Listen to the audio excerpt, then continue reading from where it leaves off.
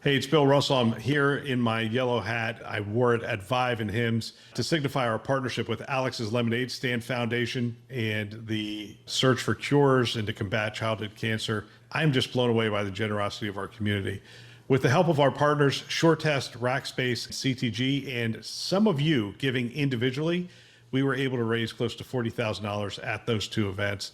It is just exceptional. And I would like to thank all of you who have joined us in this cause. If you would like to be a part of it as well, go ahead and hit our page, thisweekhealth.com. You can go to the top blue banner that is on our homepage and click on that to give today. Thank you again for being a part of this effort and this cause.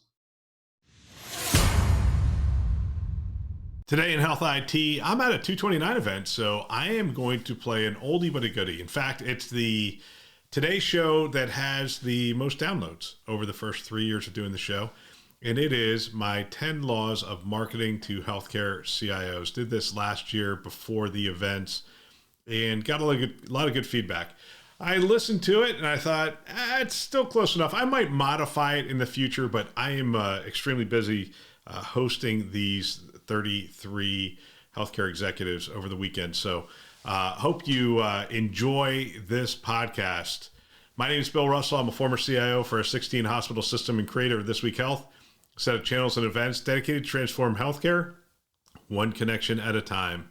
We want to thank our show sponsors who are investing in developing the next generation of health leaders: SureTest, Artisight, Parlance, Certify Health, Notable, and ServiceNow. Check them out at thisweekhealth.com/today. One last thing, share this podcast with a friend or colleague. Use it as a foundation for daily or weekly discussions on the topics that are relevant to you and the industry. They can subscribe wherever you listen to podcasts. Here we go. All right, I did a poll on Monday. I do a poll every Monday. So if you get a chance, check that out on LinkedIn. I don't do it on Twitter, mostly because I just don't spend that much time on Twitter, but I do it every Monday on LinkedIn. So if you get a chance, go over there, check it out. I will put another one out on Monday. I don't know what it's going to be yet. I wake up on Monday and I think, what am I curious about? This one was about marketing. I said, what is the best marketing approach to reach healthcare leaders with new solutions, with a new solution? And I gave 4 options. Clearly, these polls aren't scientific. You can't capture everything. There's a lot of different things that I could have put in here. But I chose 4 things: events, trade publications, email campaigns, and social media. There was 218 votes over the course of 3 days, and 59% said events, 20% said trade publications, 1% said email campaigns, 20% said social media. If only 1% said email campaigns, I want to know why my inbox is so full of email campaigns and why you're spending so much time on email campaigns. Anyway, just curious on that one. So anyway, 59%, 60% events, 20% trade publications, 20% social media, 1% for email campaigns. And I started thinking, what is my take on this? And so I had some CIOs in the room and I asked them about, how do you find new solutions and where do you go and that kind of stuff. And we had a really interesting conversation over lunch. And so I decided to put together my 10 laws for marketing to healthcare CIOs. Again, not scientific, just my 10 laws. And here they are. I'm just going to throw it out there. Number 1, CIOs are busy. They're very busy. I mean, really busy. Don't expect them to be doing things people do when they have time, like surfing the web or reading social media or even attending a webinar. They have to be efficient with their time. And quite frankly, they're going to implode. They just do not have time. When you think about it, they are addressing all the problems because technology is part of everything that a health system does. They're addressing every problem in the health system. They don't have time. They're busy people. So that's going to be the backdrop, and it has to be the first law. Number 2, the average CIO gets about 250 emails a day. All of them have a method for managing this, but deleting marketing emails is the top strategy, or even better, never letting them get into their inbox. I've had people who set up alternate emails when they go to a conference. They now have methods to tag email from a CRM or an email service as marketing. They do a search, they highlight them all, and they delete them all. If you have something to say, you have to get in front of them. All right, that's the law. If you have something to say, you have to say it to their face or on a phone. You have to get in front of them. Number 3, They don't read trade publications to find products. They read them if they've been interviewed. So self-serving ego, I've been interviewed, I want to see what it says, or to stay current on certain topics. If the article smells of marketing, they absolutely ignore it.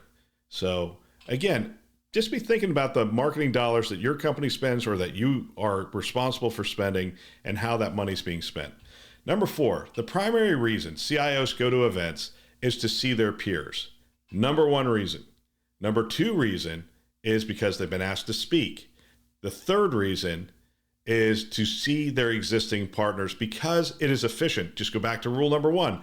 They're extremely busy. They don't have a lot of time. And if all of their partners are at that event, it's efficient for them to see their partners. If there's any time left over, they might find you if you're not an existing partner. If anyone is to find you at an event, it is likely an influence buyer, not a decision maker. Someone that is 2nd or 3rd level in the IT leadership, somebody who could potentially be doing the work. I'm not saying events aren't worthwhile. I'm saying that you're probably not getting in front of a decision maker. You're probably getting in front of an influence buyer because the CIOs are busy, even at those events, especially at those events, quite frankly, at the carnivals, as I call them. Number 5, the first place a CIO goes to seek out a new product or solution is their peers. I've seen it over and over again. What are you doing to cut down on readmissions? I'm looking at product X. Does anyone have experience with that product? So that leads me to 2 sub-points, right? I'm not going to give these their own points, but sub-point to 5, that they seek out product and solution recommendations from their peers. Number 1, you have to get your product right before you go to market, or you risk making your product toxic before you get off the ground. Bad word of mouth is absolute death in our industry. This is the number 1 place they go for recommendations. So if that's where they're going and people are saying bad things about you, you're done. Like if you're a salesperson in that organization, go find another product to represent because that's hurting your brand. All right. So number 2 under that, use your existing clients to get new clients. If you don't have any clients, find someone willing to take a risk on you. Now you give them a great deal clearly, but what you need is good positive word of mouth. You have to have at least one.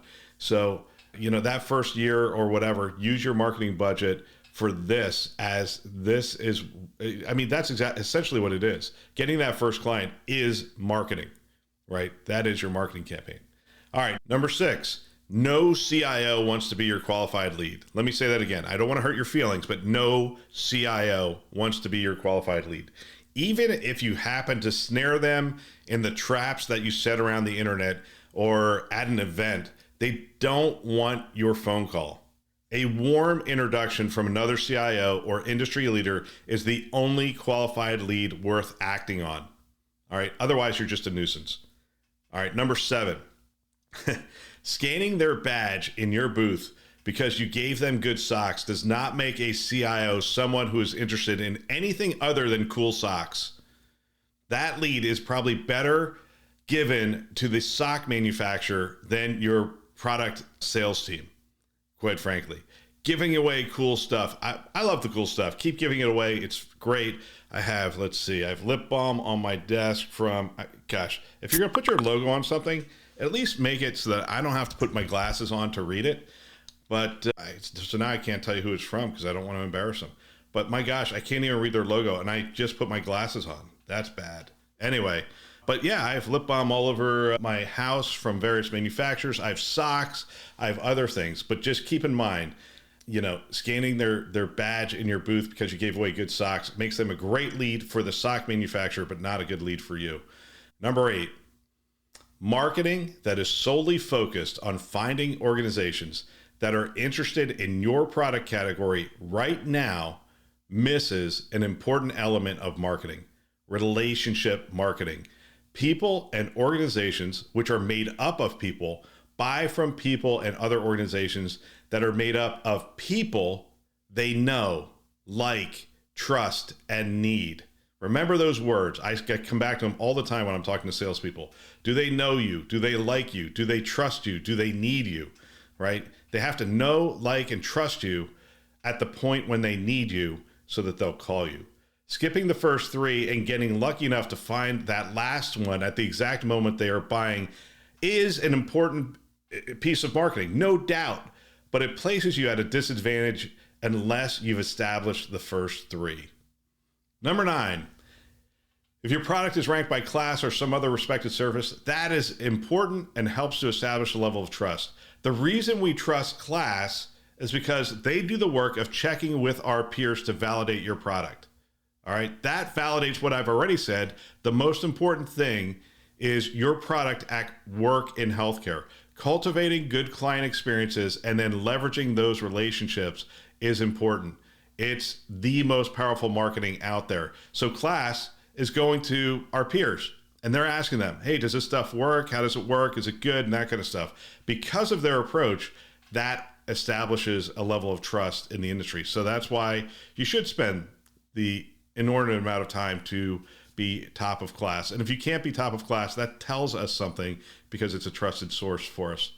So finally, number 10, when you actually find a qualified lead, don't give it to a knucklehead salesperson or every dollar you just spent on marketing is wasted. Hire salespeople you like, you connect with, you trust, and whose approach to sales matches your company's culture and approach to sales. Right? You just did all this work. You spent $500,000 in marketing. You got a really good lead and you give it to a knucklehead and it's all wasted. Don't do that. Don't make that mistake. All right, there you have it. That's my riff on healthcare marketing written at 6 a.m. on a Friday morning. Is it all right? I don't know. If you have others to add, let me know. If you disagree with some of them, you can let me know that as well. When we partner with organizations at This Week Health, we actually check references. I know it's hard to believe, but if your product isn't right, don't bother calling me asking us to take your money to set your marketing traps on the internet. We actually call your clients to see what they have to say. If you can't give us 2 clients that are willing to say nice things about you, I don't really want to represent your product to our community. And I feel like when you are on our website and I talk about you, that I am endorsing your product. I know this is crazy. We've turned down several potential clients over the years, but at the end of the day, the logos on our website represent our brand and is part of the trust relationship we hope to have with the community. Wow. That feels good to get off my chest. If you're interested in marketing with us and have at least 2 successful client engagements and execs willing to talk about it, send me an email, bill@thisweekhealth.com. Or if you have other thoughts on this list. There you have it, an oldie but a goodie. Agree, disagree? Let me know. Love to hear your thoughts. Don't forget, share this podcast with a friend or colleague. Keep the conversation going. We want to thank our channel sponsors who are investing in our mission to develop the next generation of health leaders. SureTest, Artisight, Enterprise Health, Parlance, Certify Health, Notable, and ServiceNow. Check them out at thisweekhealth.com/today.